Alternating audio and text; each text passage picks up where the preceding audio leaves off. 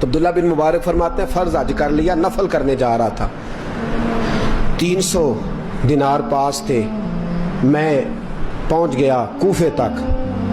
وہاں سے جا کر کے کچھ سامان خریدنا تھا، احرام خریدنا تھا، ضرورت کی چیزیں، دوست بھی ساتھ تھے، کہتے ہیں یار میرے جلدی تھک گئے،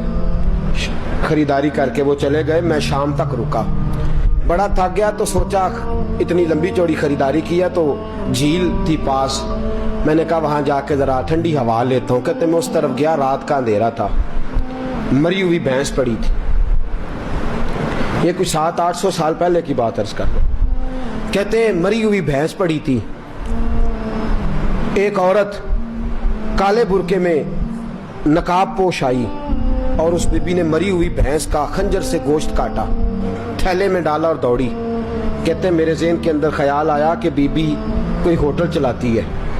اور مردہ جانور کا گوشت لوگوں کو کھلاتی ہے، ویسے تو جاسوسی منع ہے، اس نیت سے کہ مسلمانوں کو بچاؤں اس کے پیچھے ہو لیا،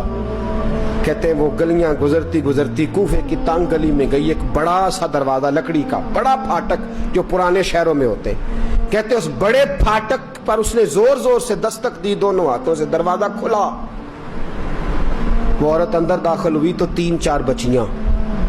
جھٹ سے اس کے گرد اکٹھی ہو گئیں، اماں کچھ لائی ہو؟ تو رونے لگی،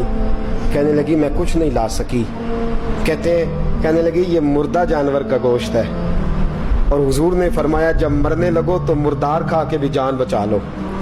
اب میں دیکھتی ہوں تم سے کھڑا نہیں ہوا جاتا، نہ کھاؤ گی تو گر پڑو گی، یہ مردہ ہی ہے پکا لو، کہتے ہیں اگلے لفظ اس عورت نے کہے تو میں باہر کھڑا چیخنے لگا،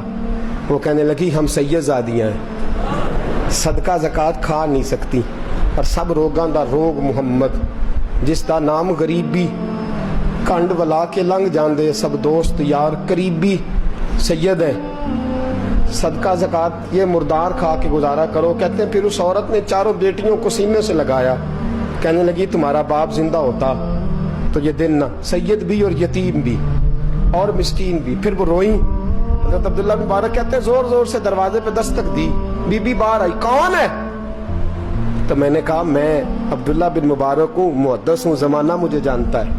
میرے شاگردوں کی لسٹ بڑی لمبی ہے، کہنے لگی اچھا تو؟ کہنے لگا یہ 300 دینار ہے، تو مہربانی کرے تو رکھ لے، چلے اپنا کام کریں ہم جانے ہمارا، کہتے میں نے زمین پہ گھٹنے ٹیک کے نا تو سید زادی کے آگے ہاتھ باندھ دیے، میں نے کہا میں نوکر ہوں، تم اولاد ہو، میں خادم ہوں، تم نسل ہو،